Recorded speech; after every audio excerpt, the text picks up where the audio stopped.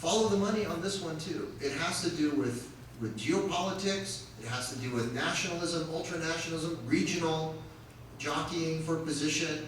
It has to do with so many other things that, yes, sometimes at the local level, people buy into it, but at the leading level, at the level of the leaders who are moving these pieces and generating the rhetoric and controlling the messaging and the propaganda, what's really motivating them is it has to do with oil, it has to do with nationalism, ultranationalism, and recognizing that the average person, wants to belong to a group, and if they define the group in such a way that's in opposition to another group and it's us versus them, your average person gets sucked into that. And yes, it can even spill across borders because, as they say, all politics are local, and so you have young people, whether in the West or here in the United States, that maybe don't fit in for reasons of race, or racial discrimination, or they're immigrants, or they have whatever issues that they have in terms of their own American identity, their own American Muslim identity. They might be vulnerable or susceptible to recruitment efforts by these extremist groups. So you have a handful, just a few hundred out of the 3.3 million Muslims here in the United States that are recruited by those groups abroad. It's still something we need to be cognizant of, but what really is behind all of this, I would say, is not religion, it's geopolitics, and that would even explain what's going on in Myanmar with Buddhists. Buddhism is even being hijacked by ultranationalist monks from their temples, encouraging people to go out and commit genocide. We received, and this will be my last point, we received a delegation, the US State Department brought a delegation of Buddhist monks and some Muslims from the affected area in Burma, in Myanmar. And the Buddhist monks came to us, and they said, we want to learn from you how to get along. They came to Claremont School of Theology and Bayan Claremont and Academy for Jewish Religion and University of the West, which is a Buddhist university. They said, teach us how to get along across these religious divides. So I just had to take a step back and I said, hold on, you guys are Buddhists. You guys are supposed to be the source of all of this peace and tranquility and all of that. What's going on? How can Buddhist monks be encouraging this? He said this, he said, well, we used to be an autocratic military dictatorship. We recently became a democracy. What did the military do who didn't want to give up power? Their intelligence agents infiltrated our monasteries and our seminaries and became ultra-nationalist Buddhist monks who from the pulpit are rallying the people against the enemy, which is this 2% minority Rohingya community, just as a way to galvanize authority and to keep the military leadership in power, even under democracy.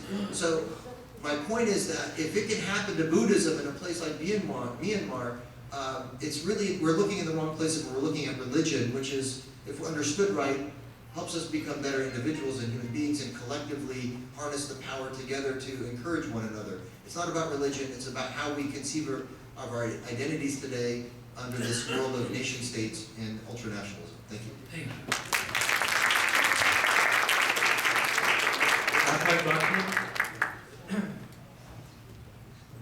Thank you, Jihad. In addition to nationalism, I think there are other factors that create hostility between groups and people. I think what Dr. Stanizai was pointing to is at the root of the solution, but it has to be struggled through, and that is the ability to see that we're all created in God's image, in the sense that we have the impulse from within that resonates with beauty, with kindness. How do we know that there's a God? Because there's something intuitive within us that can differentiate between what is right and what is wrong. And you have to work at that on a daily basis to make sure you're conscious of that and actualize that. Otherwise, other parts of our nature take over. Our need that usually stem from insecurity and fears and the greediness, the solution of happiness from materialism, the need for power, and then we get this group consciousness where people lose their ability to discern and to realize who they truly are, a soul within a body, whatever you want to call it. And they get caught up in what everyone else is doing to find security, to conform to other people. And then when you have a a leader who is interested in power, and when people need simple solutions, they can control a whole group. And then what creeps into that whole destructive modality is also possession of land, as if God gave us this land only for us, and we have to keep everyone else out. That is a bastardization of religion. That's not religion. That's your own neurotic self imposing and choosing certain dimensions of religion and forgetting the main aspect of religion. The main aspect is that we're all created in the image of God, in the sense that we all have the capacities to enjoy life and to sacrifice for the sake of the good. Some people enter religion to find fulfillment, not to be challenged. But sacrifice is a big dimension of it. So in terms of the land, there's this parable that says, two people come to say, the land belongs to me.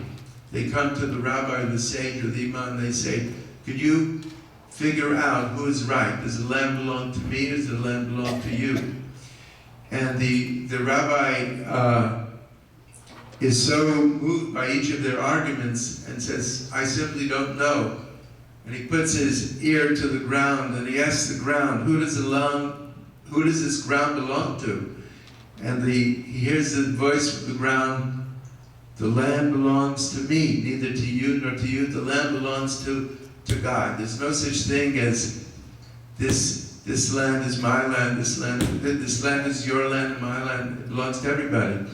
So I think the source of violence and destructiveness is the lack of consciousness of true religion, of sacrifice, of getting in touch with the beauty of everything, and substituting instead materialism, greed, power, as the source of security in one's life or fulfillment, which is false. You can have all the money in the world and be impoverished within if you don't have a connection. But that connection, that growth can only come from truly confronting religion and working at it and getting to know other people.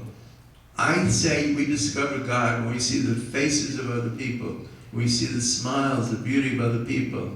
We discover God when we go out into nature and see this amazing cosmos, the beauty of the ocean and the sun and the birth of human beings, the complexity of biology. That overwhelms me. And whether we want to call it God or whatever language you want to call it, but the grandeur, the mystery of the world. And when we partner with other people who feel that same mystery, when we come to religion as a source of elevation and beauty and joy and sacrifice, then we won't come to the horrific results that Dr. Mazake was pointing out, the bloodshed that we find throughout the world when religion is really perverted. That is an unconscious way of utilizing groups and any system. It could be religion, it could be any group mode that is not conscious. So I'm going to end here with giving a salute to Dr. Stanisai. I may be speaking a different language, but I agree with you, Rumi, and one of my heroes, and the soul that we all need to get to in order to uplift the world and overcome the narrowness that leads to bloodshed and etc. So I'm going to stop.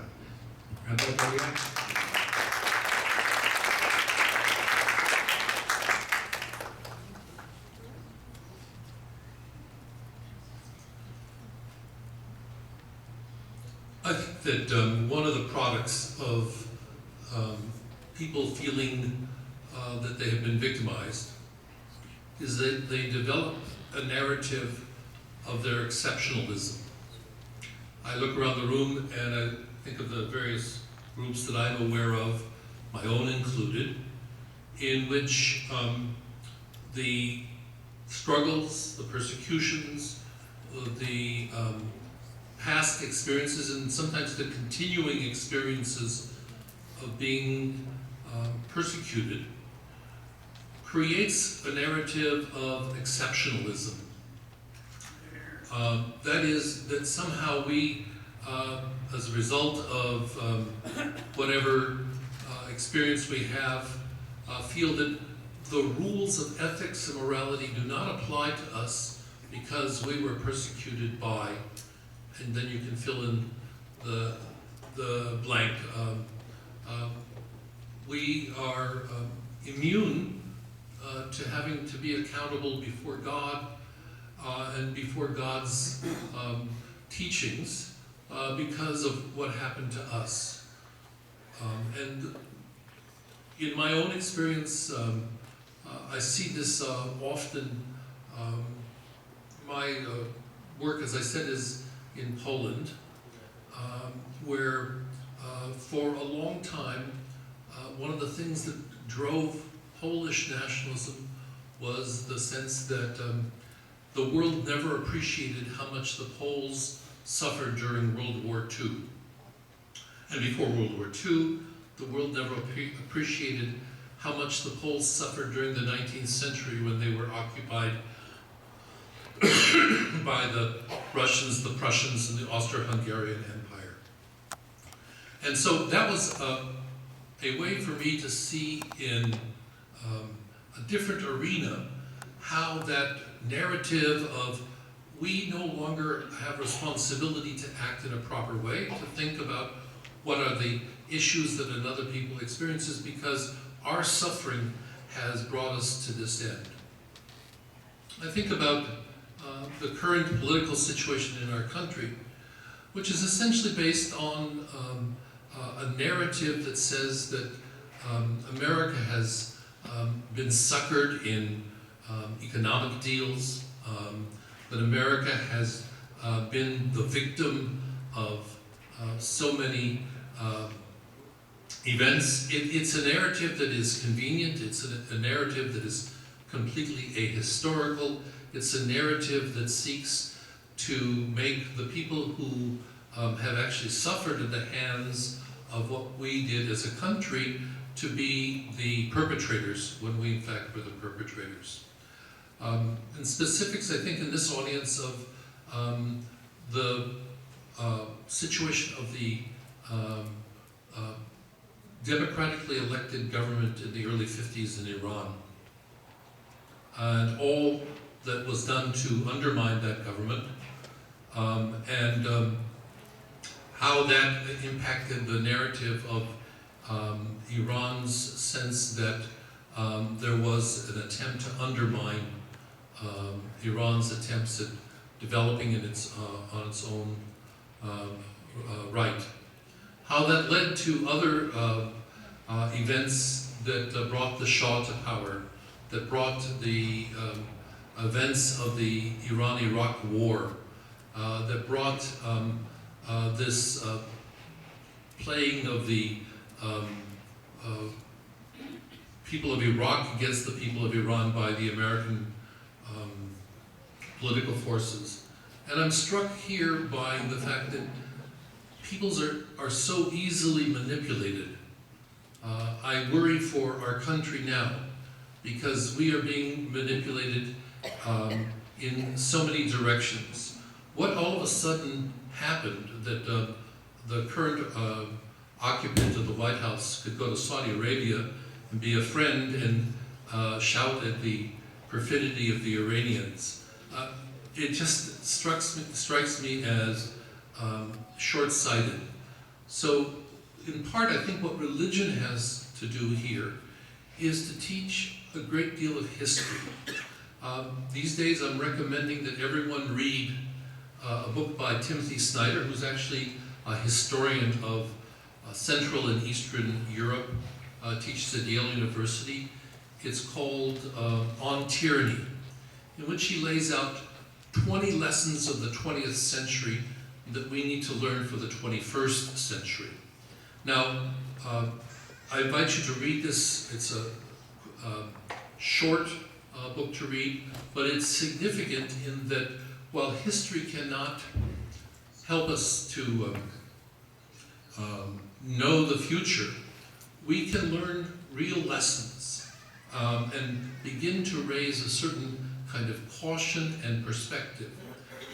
I find it profoundly disturbing that most of our religions, I can't think of one that's an exception, so I'll say all of our religions, manipulate the vast body of its believers on the basis of telling the believers falsities about their past, manipulating them to think that if they would only believe this or that particular political truth, how they've been victimized, that they now have a clear sense of who the enemy should be.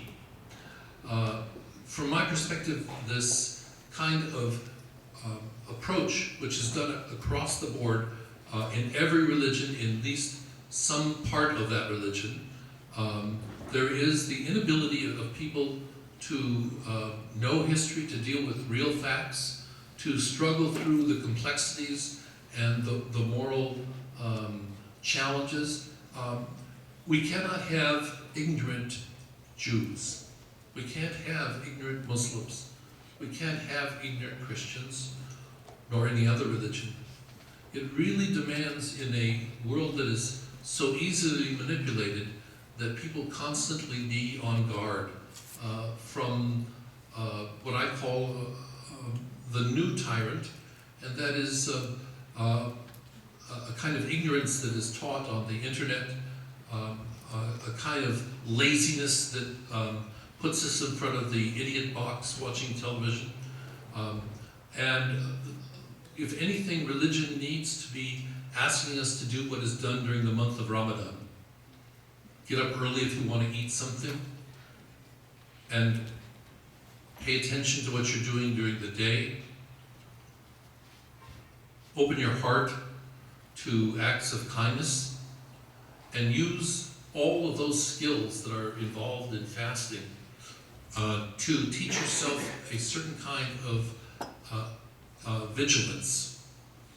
That vigilance demands that religious people need to be at the head of real knowledge about history, about how things work, and not to allow themselves to be organized for terrible things. With that, I want to conclude my words and thank the two previous speakers for all that they said.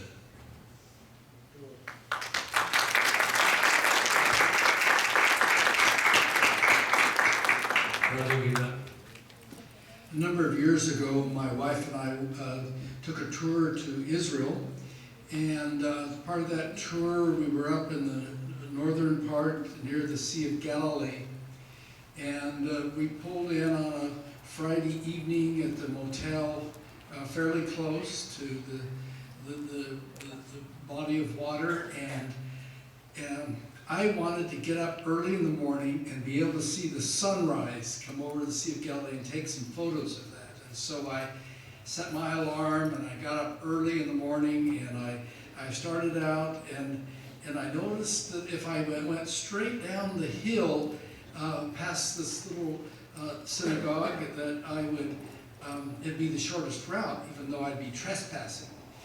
And I thought, well, nobody will know, it's still dark, and although I see a light on in the building there, it's probably nobody's in there. So I went on down and quietly went on down, and I came down, and the sun was getting a little lighter, and there was a little bridge over a little ravine there that I was to pass, and then I was down to the water.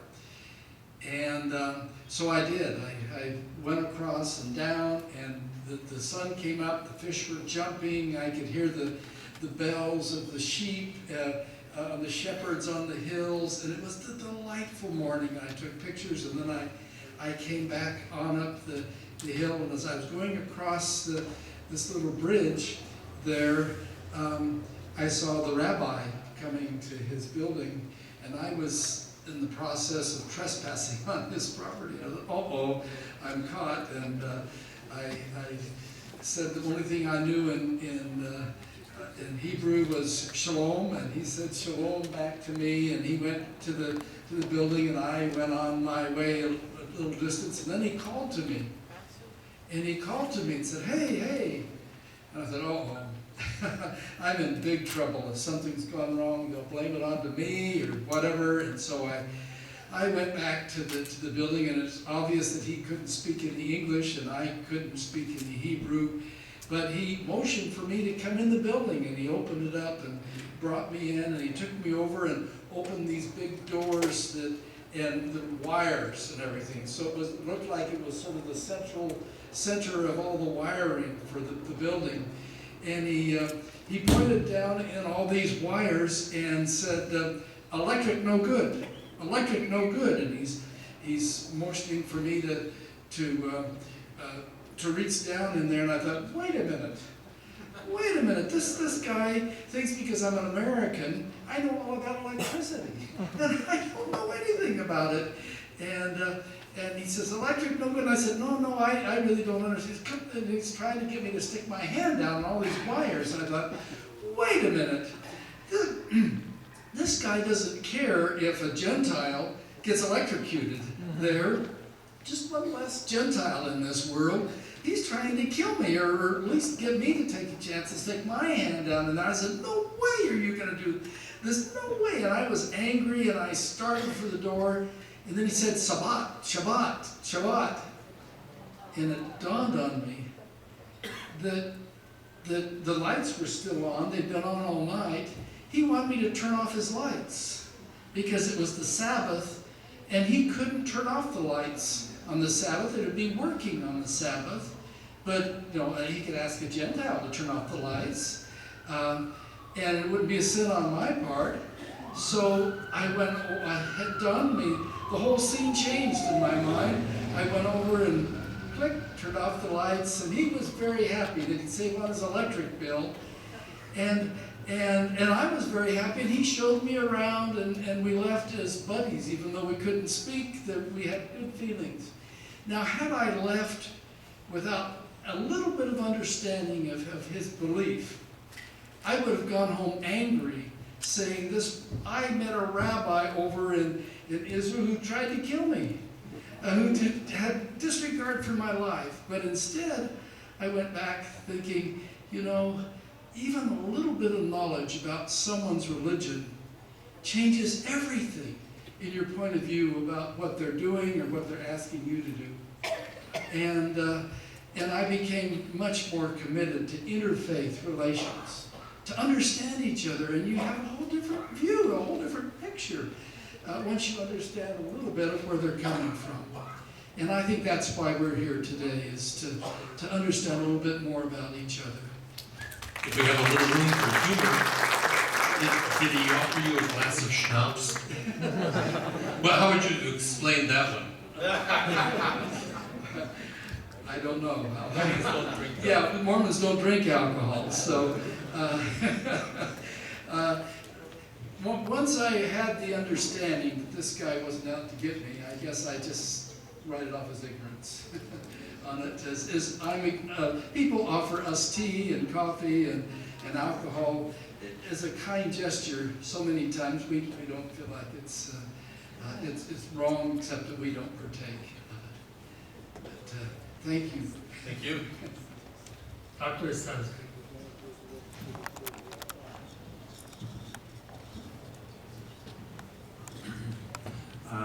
I'm a linguist, a historian, and a political scientist, and I think all the hats I was wearing, the gentleman next to me, they all answer those questions, so that doesn't leave much for me. But maybe I can delve into a little bit of philosophy, where my purpose work is... every day with this guy. My purpose is always to confuse people and also to regain a little bit of the disqualification concept that I suggested earlier. Let me introduce a philosophical term, and please don't check your dictionaries or Google the word. It's called miasdamal, and I will explain and define it for you later. In the Quran, second chapter, Baqarah, verse number 31, The divine speaks, وعلم آدم الأسماء كلها. We taught Adam the names. Genesis 2, I think 19, should be looking this way, says something to the same effect that God brought all the animals and asked Adam to name them. I think it has to do something with the naming, with the nouns, and to some extent also with the pronouns. When we name things, we don't claim them as ours. We name them to identify them. We name them to relate to them. We name them so that their identification is part of the wholeness of the entire nature. When we do that, when we identify, we are part of a stewardship and part of a connectedness with the nature. And we can love them, we can worship them, we can use them, not abuse them. That's where the noun part comes. Then comes the pronoun part. And let me throw in, since I quoted the Quran and the Bible, let me quote the spiritual couplets of Rumi, where I think at the beginning of chapter 2, line number 16, sorry. Rumi says, پرسید یکی که عاشقی چیست گفتم که شما شوید بدانی. One asked, what is love? And I said, you will not know it unless the you in you disappears in the us of us. That's my translation. If it's confusing, you would know why. The point is that that noun that Adam learned, and this pronoun that Rumi is talking about that identification. Between the noun and the pronoun is where we are lost. Delving on the grammatical part of it, what is pronoun? The very word starts with what? Pro, implying that there is a con, which means you are already taking position against something. Pro this, pro that, pro the other. Pronoun. And the noun is what? The only pronoun we capitalize in the English language is I. And why do we do that? Because the other one we capitalize is the one about God. So we put ourselves right next to God in terms of our pronouns. Again, we make claims to things. And the idea is that once you identify, you take the next step. You go from the me in the self to the us. So as Rumi says, not until you become us. Look bigger, think bigger, include everything. Once you get to the us part, that's wonderful, except that many of us get stuck in us. This us becomes not the totality, but the us of my tribe, my linguistic group, my national group, my political group. So again, we are drawing circles around people. And we are creating the self and the other. And so long as there is otherness, the other is also going to be that con part. Remember pro and con thing? The idea here is that you do not get to the solution unless you go from me to us. But don't stick there, move on, because the us implies them also. Remember that great president of ours? You're either with, the us and them thing? Okay, I think you got the point. So don't stick in the us, don't stick in the them. You have to go beyond that and include in it the word all. And all is not all humanity. All is all nature. All is the whole world. All is all the cosmos. Once you're able to connect with that totality, you will not be left with anything to claim as yours. Nothing belongs to you. You belong to everything. And then when you take those 4 pronouns, me, us, them, all, put them back to back, and you get the newest philosophical terminology I coined yesterday. Me, us, them all, me, us, them all, what I told you. And you have no problem misspelling it anymore, right?